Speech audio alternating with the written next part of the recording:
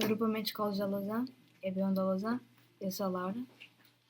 Maria Inês Cortês, Margarida Azevedo, Maria Inês Pereira, Leonel Filipe. Uma aventura na terra e no mar. A escola em peso vibrava com as provas de ciclismo. Professores, alunos e até empregados aplaudiam freneticamente todos os concorrentes que tinham conseguido chegar à final. Sandra! Sandra! Sandra! Um coro entusiasta procurava dar ânimo a uma rapariga de cabelos ruivos, que, coitada, quanto mais os colegas gritavam, mais enervada ia ficando.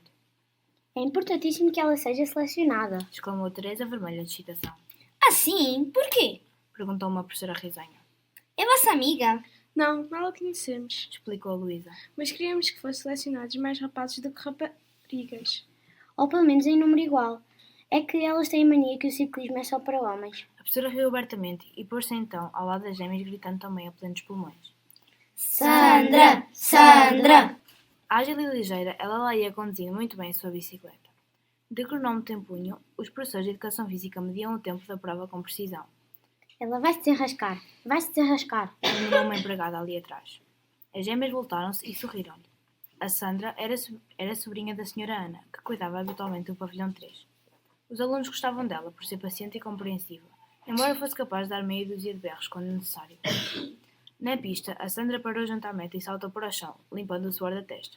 Um silêncio breve aguardou que a professora Teresa escrevesse na tableta o tempo que demorara a prova.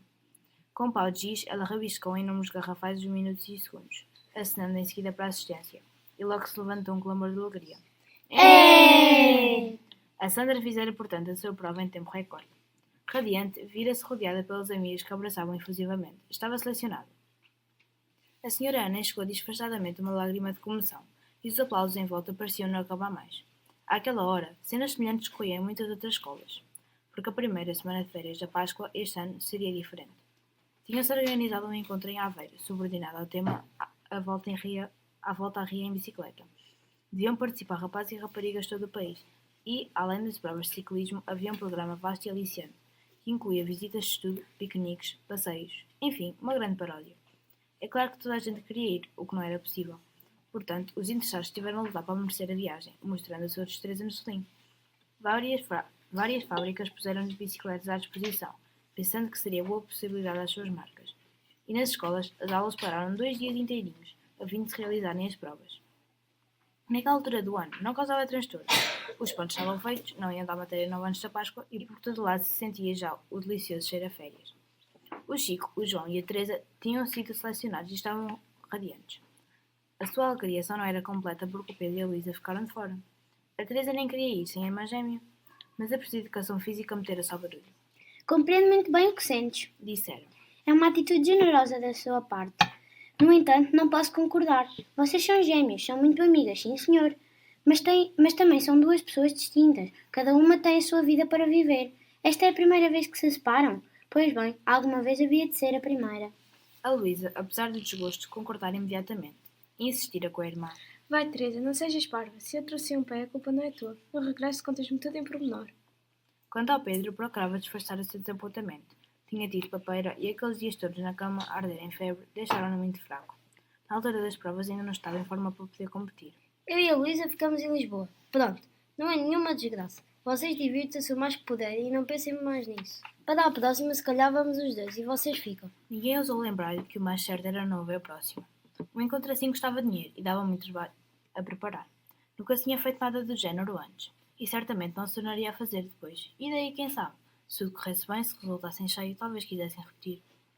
No dia da partida foi um alvoroço. Quase todos os participantes chegaram à escola muito tempo antes da hora marcada. Os portões ainda estavam fechados e de caminhoneta nem sombras. Alguns vinham sozinhos, carregando o saco da roupa e uma mochila com almoço.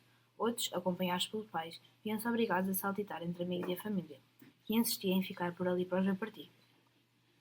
O pior é que alguns pais e mães não se portavam bem. Em vez de se limitarem a esperar dentro do carro ou encostados ao prédio em frente, estavam sempre a chamar os filhos e a chateá-los, repetindo as mesmas recomendações. Tu vai lá, não faças disparates. Não apanhes frio. Se tiveres frio, veste o casaco. Se não te portares bem, é a última vez que fazes estas coisas. Passados de vergonha por serem tratados como bebés na frente dos colegas, as vítimas olhavam ansiosamente a estrada, na esperança de ver aparecer a caminhoneta que os libertaria daquelas conversas. Mas a caminhoneta nunca mais vinha. Felizmente, o menino de preto, a professora Teresa, surgiu ao fundo da rua Em bando, correram para ela com gritos e acenos impediu-a de estacionar capazmente. Cheguem-se para lá, que ainda atropela algum. Gritou-lhes da janela.